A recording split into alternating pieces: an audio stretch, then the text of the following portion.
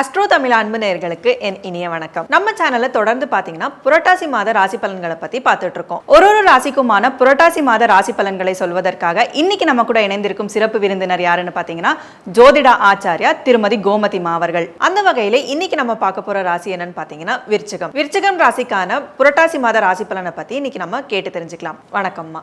வணக்கம். விருச்சிக ராசிக்கான புரட்டாசி மாத ராசி பலன்களை பற்றி சொல்லுங்கள். விருச்சிக ராசி அப்படிங்கிறது பொதுவாகவே காலச்சக்கரத்துக்கு 8வது ராசி. இந்த விருச்சிக ராசியில் பிறந்தவங்க ரொம்ப கஷ்டப்பட்டு தான் முன்னுக்கு வருவாங்க. ஆனால் சுய உழைப்பு அப்படிங்கிறது அவங்கக்கிட்ட நல்லாயிருக்கும்.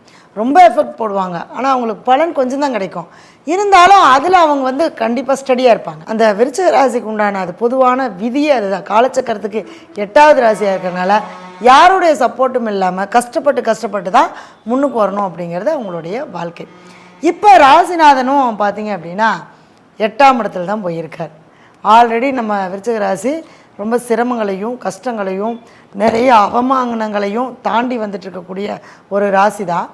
இந்த மாதத்தில் உங்கள் ராசி போய் 8ஆம் இடத்துல இருக்கிறனால இன்னுமே நம்ம கவனமாக இருக்கணும். பிரச்சனையான ஒரு இடத்துல நம்ம ராசிநாதன் உட்காந்துருக்காரு.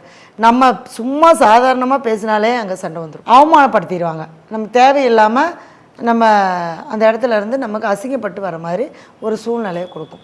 அதே மாதிரி 6ஆம் அதிபதியும் அவரே தான். அப்போ நம்ம செய்யக்கூடிய வேலையிலையும் அப்படி தான் இருக்கும். நம்ம உயர் அதிகாரிகளாக இருக்கட்டும், நம்ம கூட வேலை செய்கிறவங்களாக இருக்கட்டும், நம்மளை போட்டு புழிஞ்சு சக்கையை எடுத்து அப்படியே தூக்கி போட்டுருவாங்க. என்ன வேலை செஞ்சாலும் திருப்தி அடைய மாட்டாங்க.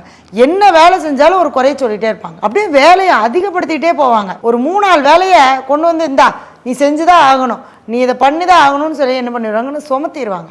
அப்போ அந்த சுமைகளை அவங்களால தாங்க முடியாமல் டென்ஷன் ஆயிடுவாங்க.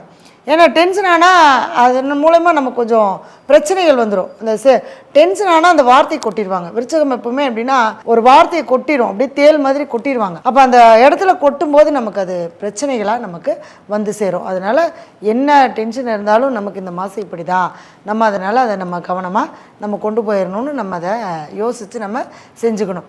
அடுத்து குடும்பஸ்தானத்தை செவ்வாய் பார்க்குறேன். அப்போ வீட்லேயும் நம்ம என்ன பண்ணக்கூடாதுங்க, அந்த பேச்சு இதெல்லாமே நம்ம தவிர்த்துக்கிறது நல்லது. ஏன்னா குடும்பஸ்தானத்தை பார்க்கும்போது குடும்பத்துக்குள்ளே ஒரு பிரச்சனை வரும், குடும்பத்துக்குள்ளே ஒரு அவமானத்தை கொடுக்கும். அடுத்தது குடும்பம் சார்ந்த விஷயங்களில் நமக்கு ஒரு வருத்தத்தை கொடுக்கும். யாரும் நம்மளுடைய பேச்சு கேட்க மாட்டாங்க, நம்ம சொன்னாலே எதிர்த்து பேசுவாங்க. அப்போ நமக்கு என்ன ஆகுனா டென்ஷன் ஆகிரும். டென்ஷன் ஆனால் நம்ம கத்திடுவோம்.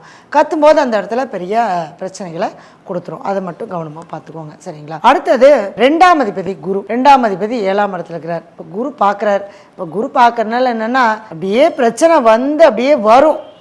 அது பெரிய அளவுக்கு தாக்காமல் அதை அப்படியே கொண்டுட்டு போயிடும். அதுதான் குரு பார்வை அப்படிங்கிறது. அதுக்காக பிரச்சனையே வராது அப்படின்னு சொல்ல முடியாது.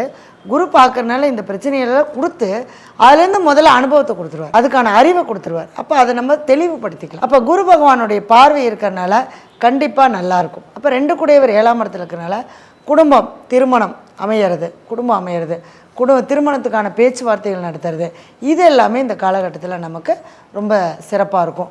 அடுத்து லாபஸ்தானத்தை குரு பார்க்குறார். இப்போ லாபஸ்தானத்தை குரு பார்க்கும்போது என்னென்னா நம்மளுடைய முயற்சிகள் எல்லாமே லாபமாக மாறும். அப்போ நம்ம எடுக்கக்கூடிய எந்த முயற்சியாக இருந்தாலும் நமக்கு அதுக்கு பலன் கொடுக்கும், ஒரு நிம்மதியை கொடுக்கும், ஒரு சந்தோஷத்தை கொடுக்கும், ஒரு ஆரோக்கியமான ஒரு விஷயங்களை எல்லாமே கொடுக்கும். அப்போ 7ஆம் இடத்துல குரு இருக்கும்போது திருமணம் பண்ணிங்கன்னா வரக்கூடிய வாழ்க்கை துணை சாமி மாதிரி இருப்பாங்க. நல்ல பொண்ணு, நல்ல பையன், நல்ல வாழ்க்கையாக அவன் நல்லபடியாக அமையும். அதுதான் இந்த விருச்சிக ராசிக்கு. இப்போ அடுத்தது பார்த்திங்கன்னா சனி பகவான்.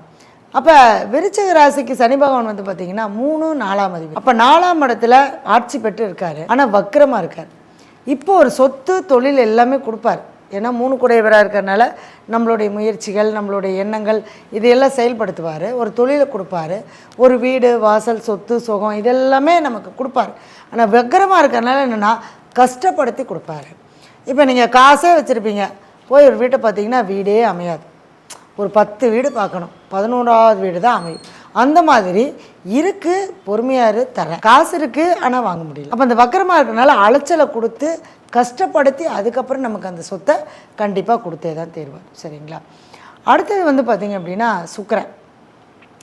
இந்த விருச்சிக ராசிக்கு சுக்கிரன் யார் அப்படின்னா 7ஆம் அதிபதி 12ஆம் அதிபதி. அவர் 11ஆம் இடத்துல போய் நீசமாகி இருக்கார்.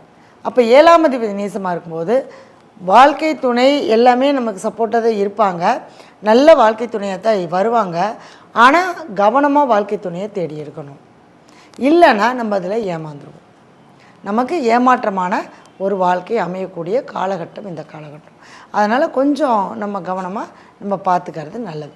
அடுத்தது 12 கூடியவர் நேசமாக இருக்கிறதுனால இப்போ ஏதாவது ஒரு உடம்பு ரொம்ப சரியில்லை, எனக்கு ரொம்ப நாளாக ஒரு மாத்திரை மருந்து சாப்பிட்டுட்டு வரேன், ஒரு 3 வருஷமாக சாப்பிட்டுட்டு வரேன்னா இப்போ மாற்று மருத்துவம் பார்த்திங்கன்னா கண்டிப்பாக சரியாயிடும். எப்போவுமே அந்த கிரகம் நீசமாக இருக்கும்போது அந்த மாற்று மருத்துவத்தை செய்யும்போது அந்த நோய் எப்படி போகுதுன்னே தெரியாது. ஒருத்தர் பார்த்திங்கன்னா ஒரு 10 வருஷமாக அந்த நோய் இருக்கும், அவங்களும் பல லட்சம் செலவு பண்ணியிருப்பாங்க. ஒரு 10 ரூபாய்க்கு ஒரு ரோட்டோரத்தில் ஒரு கடையில் ஒரு மருந்து வாங்கி சாப்பிடுவாங்க, உடனே அந்த நோய் சரியாயிடும்.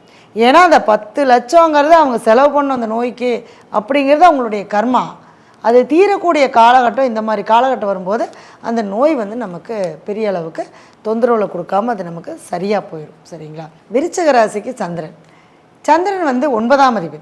அப்போ மாதம் ஆரம்பத்தில் 9ஆம் அதிபதி 4ஆம் இடத்துல தான் இருக்கார். நல்ல ஒரு நிலையில் போயிடுவார். அது மாதிரி நமக்கு அப்பா அம்மாவால் நமக்கு எந்த விதத்துலையும் நமக்கு பகையோ பிரச்சனையோ இந்த மாதத்தில் நமக்கு எதுவும் கிடையாது. அடுத்தது சூரியன் 10ஆம் அதிபதி. சூரியன் லாபஸ்தானத்தில் இருக்கார். புதன் 10ஆம் இடத்துல இருக்கார்.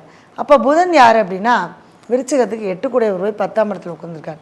என்னதான் லாபம் வந்தாலும் அங்கே ஒரு பிரச்சனையான லாபமாக தான் இருக்கும்.